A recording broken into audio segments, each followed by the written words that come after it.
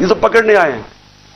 اب یہاں جو لوگ لڑے ہیں وہ اس لیے نہیں لڑے کہ ان کو کوئی پولیس سے بچنا تھا یا ان کو کوئی خطرہ تھا کہ عمران خان نے کوئی جرم کیا اور یہ عدالت سے ڈر رہا ہے مجھے وہ ٹشو دینا.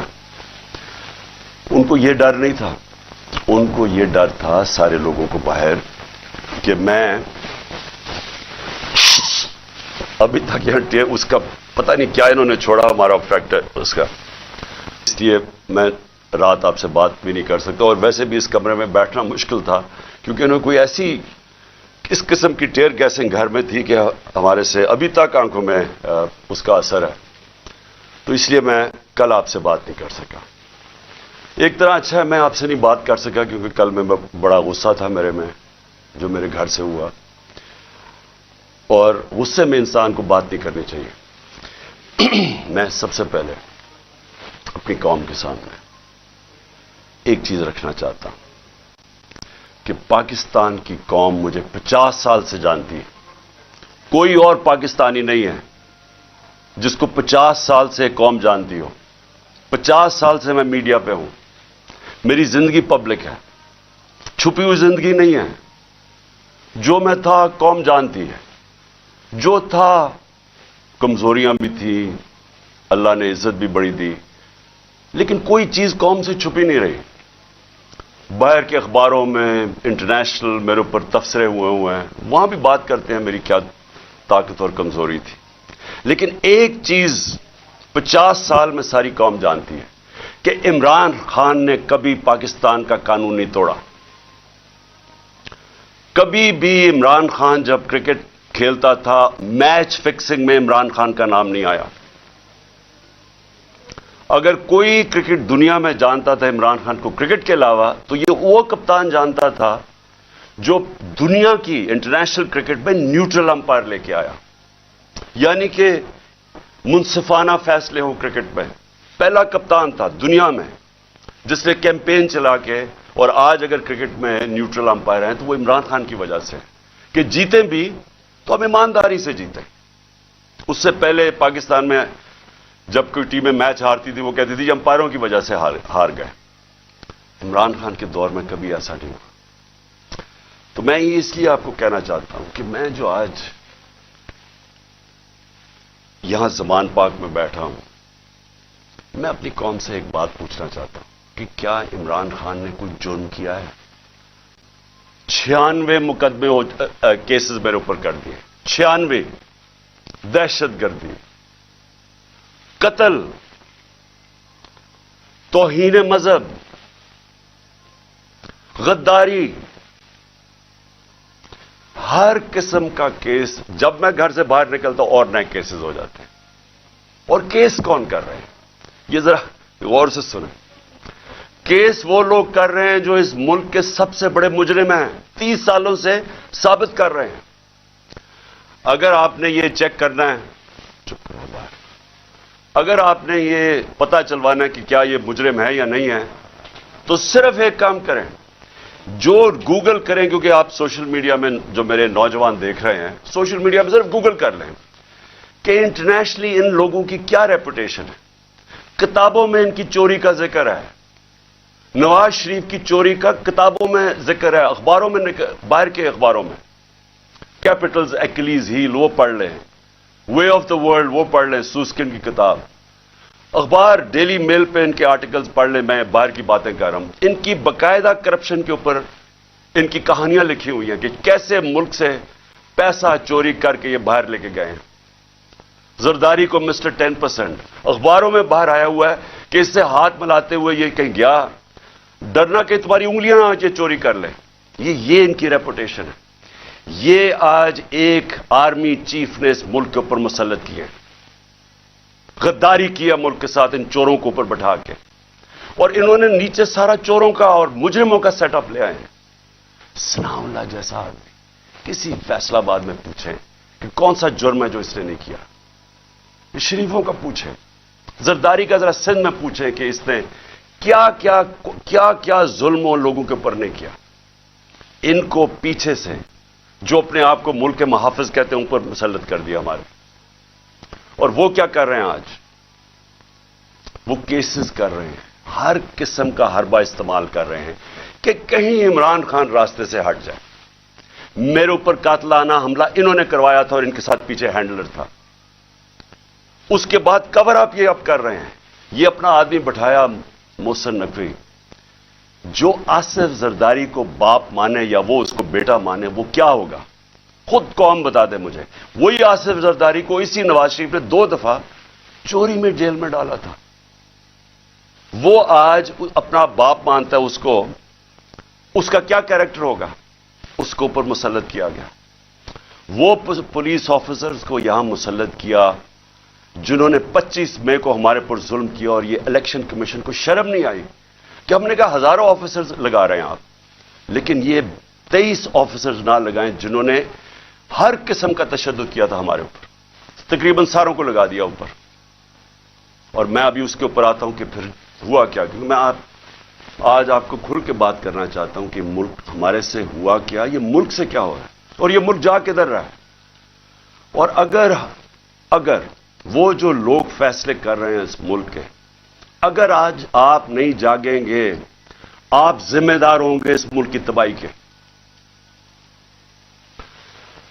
اب ہوتا کیا ہے یہاں، ذرا میں آپ سب کو سیکوینس بتاتا ہوں کہ ہوا کیا. 8 مارچ کو الیکشن اناؤنس 30 اپریل کے ہو جاتے ہیں. 8 مارچ کو ہم کہتے ہیں کہ جی ہم اپنی الیکشن کی کیمپین ایک ریلی سے شروع کریں گے لاہور میں. یہ ذرا ایک ایک چیز دیکھیں، اور ایک بھی چیز میں آپ کے سامنے کوئی غلط ہو، جھوٹ ہو، ایک بھی غلط ثابت کر دے کوئی. ہم نے فیصلہ کیا 8 کو، 7 کی رات کو پولیس کے ساتھ بیٹھ کے پورا طے کیا گیا کہ کدھر کدھر سے ریلی جائے گی، اور پولیس نے اپروو کر دیا، پرمیشن مل گئی. اگلے دن ریلیز آ رہی ہوتی ہیں، مجھے یہاں زمان پاک پہ کہ ہم اپنا شروع کریں ریلی. اس سے پہلے سارے کہتے ہیں جی اب پولیس نفری ساری جگہ آ گئی ہے، ہر جگہ کنٹینر لگنے شروع ہو گئے. ہمیں حیران کہ ہمیں تو پرمیشن دے دی تھی. جب پہلے پولیس کھڑی ہو جاتی ہے اور رائٹ پہ پوری وہ پہن کے ہیلمٹس، ایک دم پتہ چلتا جی دفعہ 144 لگ جاتا ہے. الیکشن جب اناؤنس ہو جائے دفعہ 144 کیسے لگ سکتا ہے؟ کبھی پاکستان کی تاریخ میں لگا؟ اس کے بعد وہ ریلیز آ رہی ہیں، ان کے اوپر واٹر کینن شروع ہو جاتی ہے اور ٹیئر گیسنگ شروع ہو جاتی ہے. وہ سارے وہاں رک جاتے ہیں. ہم سب حیران، میں یہ انتظار کر رہا ہوں ریلیز کا. 3:30 ساڑھے 3 بجے مجھے آنا تھا انہوں نے لینے کے لیے. اگلے 1 گھنٹے میں خبریں آنی شروع ہو جاتی ہیں کہ جی وہاں ٹیئر گیسنگ ہو رہی ہے، مار رہے ہیں، گاڑیاں توڑ رہی ہے پولیس. یہاں ورکرز کھڑے ہو جاتے ہیں کہ جی کیا انسٹرکشنز ہیں. میں 5 بجے اپنی ریلی کینسل کر دیتا ہوں، کیونکہ مجھے پتا تھا کہ اگر اب یہ اشتعال دلوا رہے ہیں، کچھ بھی ہم کریں گے یہ مزید اور بگڑے گی. کیونکہ ان لوگوں کا ایک 1 پوائنٹ ایجنڈا ہے کہ کسی نہ کسی طرح الیکشن نہ ہو. تو مجھے پتا تھا، میں نے فوری کینسل کیا کہ انتشار نہ ہو، کیونکہ بہانے ڈھونڈ رہے ہیں جی پیسے نہیں ہیں الیکشن کے لیے، وہ جی یار سیکورٹی سچویشن ہے الیکشن کے لیے. ہر قسم کا بہانہ استعمال کیا جائے، کسی طرح یہ مجرم پیشہ لوگ الیکشن نہ لڑیں. کیونکہ 37 بائی الیکشنز میں سے 30 ہار چکے ہیں.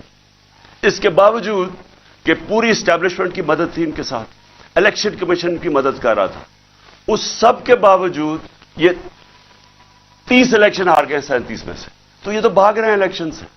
جو آخری الیکشن ہوا ادھر تو کھل کے سب سامنے آ گئے، ہر قسم کی اور 40,000 سے ہار گئے. اس لیے ڈرے ہوئے تھے، ہمیں پتا تھا، اس لیے میں نے روک دیا. اگلے دن ہم نے کہا جی اگلے دن ہم کرتے ہیں. اگلے دن پھر پتا چلا جی نہیں جی آج پی ایس ایل کا میچ ہو رہا ہے، آپ بھی کر سکتے ہیں. چلو جی پھر ہم نے نہیں کی. ہم نے کہا چلا اگلے دن چلے جاتے ہیں. اس کے اگلے دن ہماری ریلی ہوتی ہے، اور ماشاءاللہ بڑی لاہور کی پبلک، جس کا میں شکریہ ادا کرتا ہوں، بھرپور طریقے سے شرکت کرتی ہے اس میں. مجھے تب ہی شروع ہو گیا تھا کہ ان کو خوف آنا شروع ہو گیا. اور اس کے بعد یہ میرے گھر کے اوپر آپریشن شروع ہوتا ہے. اور میں آپ کو آپریشن اب بتاؤں کیا آپریشن تھا. ذرا آپ پہلے سمجھیں کہ یہ جو رینجرز آ گئے ہیں، 72 بند گاڑیاں میرے گھر، तीन तरफ से जमान पाक के ऊपर पुलिस की हजारों अटैक कर रहे हैं। था क्या इशू ये था कि इस्लामाबाद के एक कचहरी के अंदर मैंने उनको ये कहा था कि यहां से केस शिफ्ट कर दें, क्योंकि हुकूमत कोई सिक्योरिटी मुझे नहीं दे रही थी। हुकूमत खुद कह रही है मेरी जान को खतरा है, मुझे पता है मेरी जान को खतरा है। जिन्होंने मुझे कत्ल करने की कोशिश की वो तो सारे इख्तिदार में बैठे हुए हैं। तो मैंने वहां ये कहा कि ये शिफ्ट कर दें केस, और मैंने सिर्फ हाजिरी लगानी थी, वहां कोई ट्रायल नहीं होनी थी।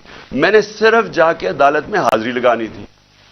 इसलिए मैंने उनको कहा कि ये शिफ्ट कर दें यहां, क्योंकि वह 2 दफा दहशतगर्दी के अटैक हो चुके हैं, जिधर जज भी शहीद हुए और वकला भी शहीद हुए। तो पता है कि वहां कोई भी किसी को अगर वहां आप चले जाएं तो वहां तो डेथ ट्रैप है।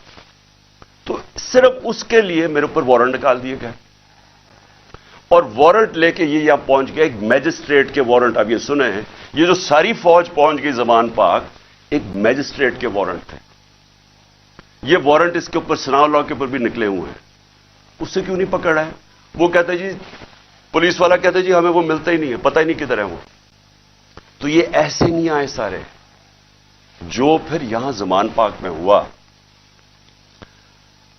जिस तरह का हमला किया गया नवाब जमान पाक, टेयर गैस, इतनी टेयर गैस कि यहां आप अंदाजा नहीं लगा सकते कि मैंने दिखाया कितने शेल्स मारे। घर के अंदर वाटर कैनन्स लोगों पे मारी, वो वाली असल गोलियां भी चलाई, कारतूस भी चलाए, रबर बुलेट्स भी चलाई। और उसके बाद यहां मेरे घर के ऊपर मुसलसल हमले होते रहे। कभी आज पाकिस्तान की तारीख में इस तरह हुआ है कि एक पॉलिटिकल लीडर को सिर्फ उसने हाजिरी लगानी थी इस्लामाबाद में। जो मैं कह रहा हूं कि मैं जा रहा हूं 18 को, जो मैं कल गया हूं, मैंने कभी भी नहीं कहा मैं नहीं जा रहा। मैंने अश्योरिटी बॉन्ड दिया। कानून ये कहता है कि अगर आप अश्योरिटी बॉन्ड दे दें, जो मेरे वकील इश्तियाक खान ने दे दिया था, वो अच्छा टीवी पे बताया, जान के डीआईजी ना मिले, हम टीवी पे बताया कि हम अश्योरिटी बॉन्ड दे रहे हैं, और कानून ये कहता है कि अगर आप अश्योरिटी बॉन्ड दे दें तो उसके बाद पुलिस आपको अरेस्ट नहीं कर सकती, वो जान के ना मिले। क्योंकि उनका मकसद ये नहीं था कि कोई इंसाफ के लिए मुझे लेके जा रहे थे, उन्होंने मुझे यहां पकड़ने आए थे, और पकड़ के लेके जाना था इन्होंने बलूचिस्तान। और उसके बाद इन्होंने इतने ज्यादा केसेस थे कि इन्होंने जेल में ही रखना था जब तक ये इलेक्शन खत्म ना हो जाए, कि ना मैं पार्टी टिकट्स दे सकूं, पीछे जो भी होता है अफरा तफरी के अंदर 2 और लीडर्स पकड़ लें।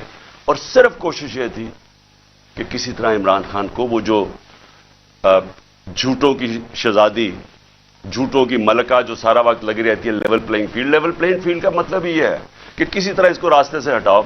और वो जो एक सजा याफ्ता जो 30 साल से इस मुल्क के पैसे चोरी करके अरबों रुपए की प्रॉपर्टीज में लंदन रह रहा है, उसके सारे केसेस खत्म करो और वो यहां वापस आए। ये है लंदन प्लान और लेवल प्लेइंग फील्ड। तो यहां सबको पता चल गया कि इनका मकसद, जब नहीं इश्तियाक खान की मेरी तरफ से अश्योरिटी बॉन्ड नहीं लिया, तो हमें सबको पता चल गया कि तो बदनीयती है, ये तो पकड़ने आए हैं। अब यहां जो लोग लड़े हैं वो इसलिए नहीं लड़े कि उनको कोई पुलिस से बचना था, या उनको कोई खतरा था कि इमरान खान ने कोई जुर्म किया और ये अदालत से डर रहा है, मुझे वो टिश्यू देना। उनको ये डर नहीं था, उनको ये डर था सारे लोगों को बाहर कि मैं अभी तक यहां उसका पता नहीं क्या इन्होंने छोड़ा, हमारा फैक्टर उसका। उनका सबको ये खौफ था कि ये बदनीयत लोग हैं, ये इमरान खान को जेल में डालेंगे, तशद्दुद करेंगे, जिस तरह आजम स्वाति से किया, शहबाज गिल से। इसलिए तो वो मरने के लिए तैयार हो गए। उनको इनकी नीयत पे शक था कि एक अगर हाजिरी लगाने के लिए मैंने इस्लामाबाद जाना है, जो मैं कह रहा हूं मैंने जाना है, श्योरिटी दे रहा हूं, तो फिर ये क्या करना, ये क्यों इस फोर्स पे 3 तरफ से जमान पाक को अटैक हो रहा है, जिस तरह कोई किला नवाज जमान पाक, हजारों रेंजर्स आ रहे हैं, 72 बंद गाड़ी आर्मर्ड कार के अंदर आ रहे हैं, चाहे वो दीवारों से छलांग मार के अंदर आ रहे हैं, जिस तरह पता नहीं कोई कमांडो एक्शन होने लगा। और जो लोग यहां खड़े हुए वो सिर्फ इसलिए, उनको खौफ था کہ یہاں قانون نافذ کرنے نہیں آ رہے، اغوا کرنے آ رہے ہیں، یہ قتل کریں گے۔ انہوں نے پہلے بھی انہی لوگوں نے ارشد شریف کو قتل کیا ہے، اس وجہ سے نہیں لوگ یہ کھڑے ہو گئے یہاں۔ میں نے 2 دفعہ ان کو کہا کہ مجھے اتنی زیادہ نفری تھی اور تھوڑے سے لوگ تھے، میں نے 2 دفعہ انہیں کہا کہ دیکھیں میں تیار تھا، میرا بیگ میں جاتا ہوں، وہ مرنے کے لیے تیار ہو گئے، مجھے کہتے کہ نہیں آپ نے نہیں نکلنا، یہاں کھڑے ہو گئے۔ تو کیوں تھے؟ کیونکہ یہ آج ملک کے حالات ہیں۔ اپنی لا انفورسمنٹ سے شک ہے لوگوں کو، جن لوگوں نے ہماری حفاظت کرنی ہے وہ ان کے اوپر ہی شک ہے کہ وہ قاتل ہیں، یہ خوف آ گیا ہے، اس لیے وہ کھڑے ہوئے یہاں۔ اور پھر اگر مجھے کوئی شک تھا، کسی کو بھی کوئی شک تھا، مجھے تو خیر کوئی شک نہیں تھا کہ کس نیت سے آئے ہیں۔ میں اب اسلام آباد جاتا ہوں،